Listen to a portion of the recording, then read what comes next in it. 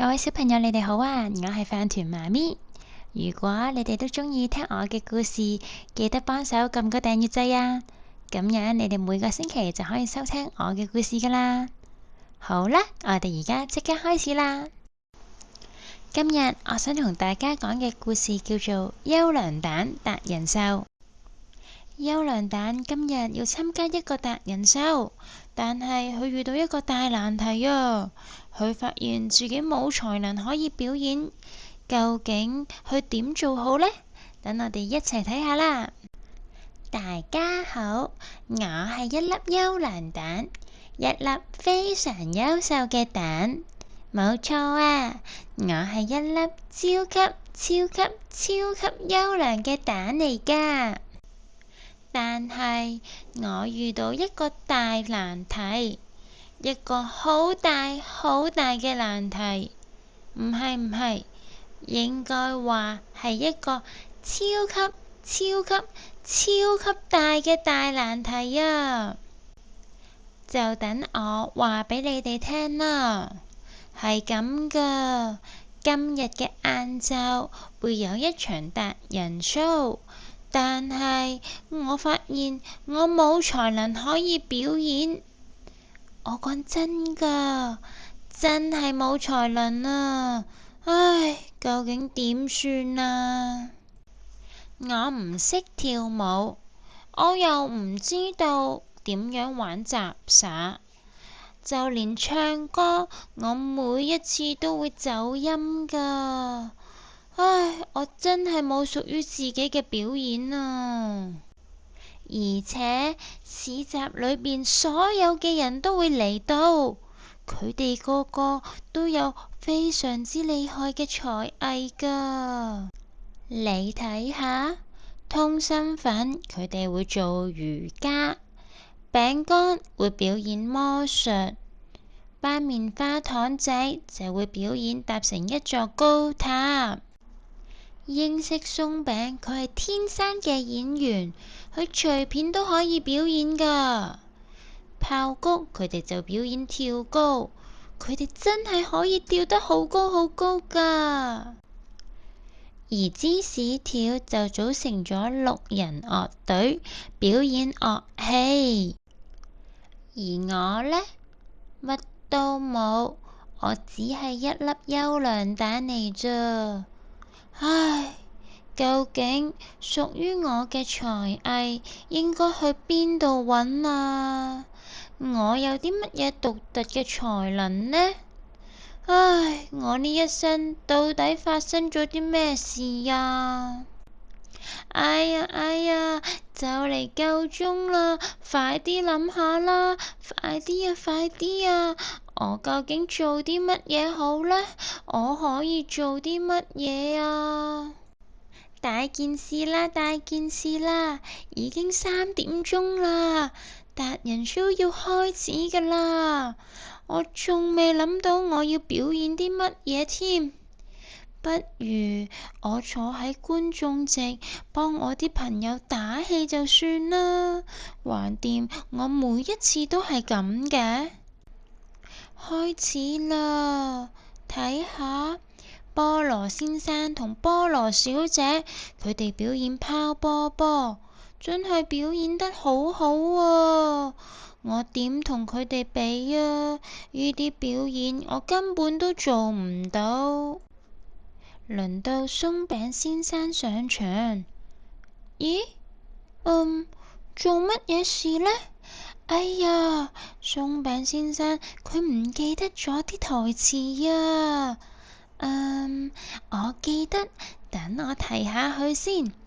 鬆餅先生係咁同咁啊！哦，我就係記得啦。嘻嘻，好在我可以幫到佢，因為呢本書啊係我嘅最愛，我記得㗎。輪到餅乾兄弟上台表演。哦，冇人想做表演魔術嘅志願者添。唔緊要，等我舉手，我好想幫手啊！麻利，哼，哇！哇！個魔術表演好精彩啊！下一個就輪到扭扭餅表演啦！哇！佢呢個動作睇起上嚟好危險喎。等我做佢個小助手先。冇問題㗎，我係嚟幫你㗎。等我幫你托住啦。哇！你表演得好好啊！之後就係芝士跳樂隊。哦，弊啦！個鼓手打爛咗佢個鼓添。等我揾下我有冇小工具先。啊，好在我有一個樽蓋。你快啲攞去啦，我嘅新朋友。Thank you，唔該你呀。最後一個表演就係蛋糕小姐表演行 catwalk。哎呀，啲燈光全部出錯晒啊！仲有件衫爛咗添。唔緊要，唔緊要，好在我有帶電筒，同埋我有個針線包，等我幫你哋手啦。哇！今日呢個表演真係好精彩，好好睇啊！雖然我冇才藝可以表演，有啲可惜，不過我都一樣玩得好開心啊！之後嗰個夜晚，當我準備要離開劇院嘅時候，發生咗一件好奇怪嘅事。芝士跳樂隊同埋全部嘅表演者都叫我留低，然後佢哋開始同我講多謝。係啊，佢哋每一個人都係同我講㗎。佢哋話我令到佢哋嘅表演變得好順利，同埋變得更加精彩。英式鬆餅佢仲話我先係成場表演裏邊最亮眼嗰個表演者啊！大家都充滿咗感謝，佢哋唔敢相信我靠自己嘅力量幫佢哋完成咗成場達人 show 啊！佢哋個個都讚我係一粒優良蛋，仲係一粒超級超級超級優良蛋啊！我呢個感覺真係好好啊！呢一個感覺我好鍾意啊！我今日又識到一啲新朋友，仲發現咗自己有新才能，就係我好樂意幫助別人啊！除此之外，我仲上咗一堂好寶貴嘅一課。當你做咗好事，人哋係會發現，係會知道㗎。我諗善良都係一種才能嚟嘅。冇錯啊，對一粒優良蛋嚟講，今日絕對係一個非常好嘅日子啊！原來我都仲有一啲好好嘅能力㗎。當我準備瞓覺嘅時候，我望到，哎呀，原來下一場嘅達人 show 就嚟啦！哎呀，我應該點做好呢？我會點做，同我可以點做啊？你哋一齊快啲幫我諗下啦，一齊諗下啦！